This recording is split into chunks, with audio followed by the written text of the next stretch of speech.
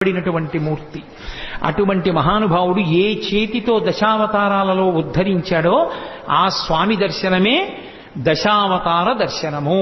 అందుకే వెంకటాచలం వెళ్ళి చక్కగా స్వామి పుష్కరిణిలో స్నానం చేసి స్వామి పుష్కరిణిలోంచి బయటికి వచ్చి ఒక్కసారి అక్కడ ఉన్నటువంటి శంకరాచార్యుల వారి పాదుకలకి నమస్కరించి అటుగా ఆదివరాహస్వామి కోవిలకి వెడుతున్నప్పుడు ఎడంచేతి పక్కన ఉన్నటువంటి పద్మంలో ఏనుగులు పద్మ కింజిల్కములను వర్షిస్తున్నటువంటి గజలక్ష్మి యొక్క దర్శనాన్ని పొంది బయటికి వెళ్లి ఆదివరాహస్వామి దేవాలయంలోకి వెళ్ళినప్పుడు స్వామి ఇలా ఉంటే ఆయన వక్షస్థలం మీద ఇలా అడ్డంగా ఉన్నటువంటి లక్ష్మి ఆయన మాట్లాడుతున్నప్పుడు ఇద్దరు గుసగుసలాడుకుంటున్నారా అన్నట్టుగా ఆయన నోటి దగ్గరికి ఆవిడ చెవి వచ్చేటట్టుగా ఉండి ఇంత చిన్ని ముఖంతో చక్కగా కస్తూరి తిలకంతో ఉండేటటువంటి అమ్మవారు ఆ ఆదివరాహస్వామి భూమిలోంచి పైకొచ్చినటువంటి మూర్తి.